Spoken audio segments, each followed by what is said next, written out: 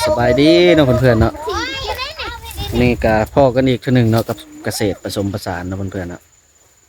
มื้อนี้ก็อยู่สวนเนาะมาขนมันเนาะมื้อนี้ก็ดีมาพร้อมครอบครัวเลยมื้อนี้ก็คืออยู่ด้านหลังนี่เนาะมาขนมันกำลังเชียวมันไปขายเนาะเพราะว่า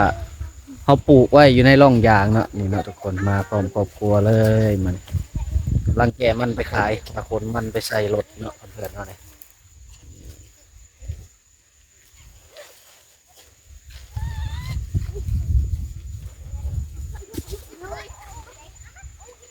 ทักทายสบายดีเนาะเพื่อนๆเนาะกเพื่อทักทายสบายดีเนาะมื้อนี้พอดีเฮามาแต่เวียกเนาะมื้อนี้เนาะก็เลยว่าอืมลูกสาวกันเนาะทุกคนลูกสาวมีแต่ลูกแต่หลานเพิ่นเนาะนี่กำลังเสริมสิกรีดยางในตะหนาพุ่นแหละอันนี้ก็ดีเนาะกำลังใหญ่เพื่อปลูกไว้ก็เพื่อเพิ่นนั่นแหละทุกคนอืมก็มันหมายก็ว่ามันเหลือตั้งแต่ปีกายนี่เนาะอืมมันเหลือตั้งแต่ปีกายนี่พุ่นแหละก็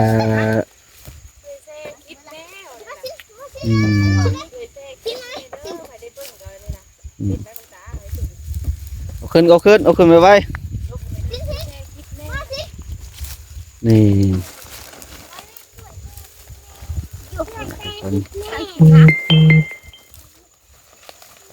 ลูกหลานเฮากำลังขนเข้าไป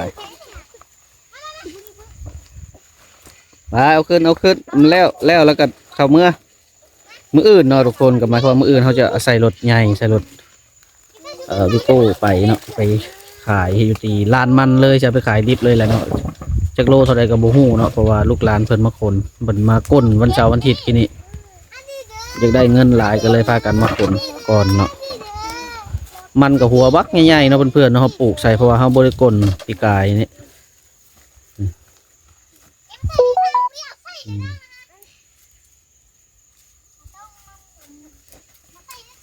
เพื่อนๆจะคิดได้เท่าใดบุเนาะได้ยันเต็มรถไถคันนี้แหละเต็มเลยรถไถคันนี้ตัวคนนี้กรรมกรเล็กสามเล็กเนาะกำลังเสริมเนาะผู้ที่จะกรีดยางอีกจัก3-4 ปีข้างหน้าเนาะก็มีแต่กระเจ้าลูกแต่หลานนี่แหละก็บรรดาท่านก็ได้เพิ่มมาอีกผู้หนึ่งเนาะเพื่อนๆเนาะนี่กำลังกินนมอยู่เลยนี่อันนี้เป็นผู้ได้เพิ่มมาใหม่ตัวนี้นี่ นี่ได้เพิ่มมาใหม่วันนี้ก็ออกมาสวนน้ำคือกันเนี่ยได้แล้วคนมาแล้วบ่เด็กเก็บมึงด้วยหน่อยมันหัวอันไหนมันนี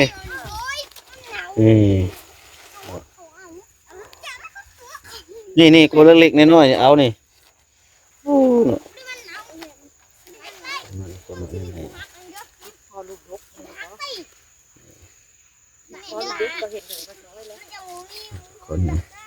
ก็ถือว่าเบิดเนาะถือว่าเขากลนแล้วมื้อนี้ก็ถือว่าเบิดแล้วมันเนาะได้อยู่ประมาณรถหนึ่งนะเพื่อนมันทั้งเทิงนี่เบิดเลยทั้งเทิงนี่ว่าเบิดแล้วทั้งเทิง